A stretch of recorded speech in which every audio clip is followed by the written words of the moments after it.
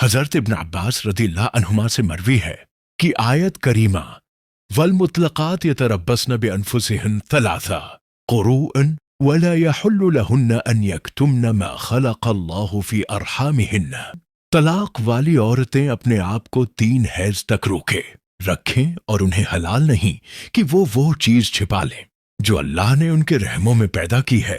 اس کی تفسیر میں بیان کیا کہ آدمی جب اپنی بیوی کو طلاق دیتا تھا تو وہی اس کی طرف رجوع کرنے کا زیادہ حقدار سمجھا جاتا تھا۔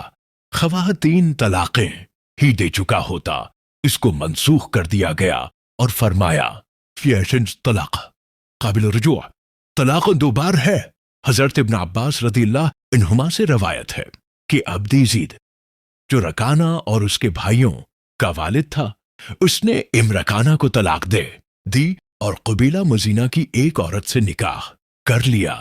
پھر یہ مزنی عورت نبی کے پاس آئی اور کہا یہ میرے کام کا نہیں جیسے یہ بال، اور اس نے اپنے سر سے بال پکڑ کر اشارہ کیا، یعنی نامرد ہے، آپ میرے اور اس کے درمیان علیحدگی کرا دیں۔ اس پر نبی کو غصہ آیا اور پھر رکانہ اور اس کے بھائیوں کو بلوایا اور حاضرین سے کہا کیا دیکھتے ہو کہ فلاں بچہ اس سے کس قدر مشابہ ہے، یعنی عبد یزید کے ساتھ، اور فلاں اس سے کتنا مشابہ ہے۔ سب نے کہا کہ جی ہاں، یعنی جب پہلے اس کی اولاد موجود ہے تو اس عورت کا دعوی کس طرح صحیح ہو سکتا ہے؟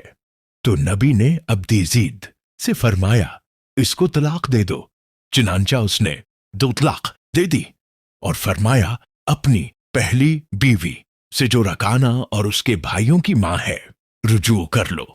وہ کہنے لگا اے اللہ کے رسول، میں نے اسے 3 طلاقیں دی ہیں۔ آپ نے فرمایا مجھے معلوم ہے، اس سے رجوع کر لو، اور یہ آیت تلاوت فرمائی یا ایھا النبی اذا طلقتم النساء فطلقوہن لعدتہن۔ اے نبی، جب تم عورتوں کو طلاق دینا چاہو تو عدت کے وقت طلاق دیا کرو۔ امام ابو داؤد رحمہ اللہ فرماتے ہیں کہ نافع بن اجیر اور عبداللہ بن علی بن یزید بن رکانہ کی روایت ہے کہ رکانہ نے اپنی بیوی کو طلاق بتا دی تھی تو نبی نے اس کی بیوی کو اس پر لوٹا دیا تھا۔